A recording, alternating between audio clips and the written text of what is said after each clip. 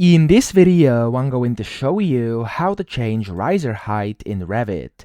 Now to do this, first you want to go and select your stairs. So I'm just going to select these over here. And then what you want to do is go to the Properties tab, top left. So you can right click and click on Properties if that's not showing to you by default.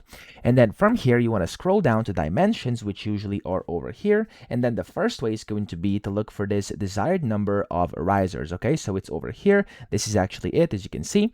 And with this over here, you can of course just go and click in here and you can increase or decrease this number. So for example, increasing the number of risers will lower the individual riser height. Okay, now whenever you've done this, you can just go ahead and click on the apply button and you'll be good to go. That's kind of the first way to do this.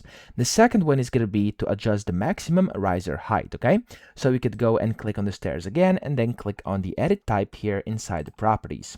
Now inside here, you'll be able to see it's going to say maximum riser height under calculation rules, and you can just go ahead and change this number over here and then click on the apply and OK buttons, and that's also going to change the riser height. Okay, so that's how to do this. I hope this video helped you out. If it did, please subscribe to the channel and help me out as well.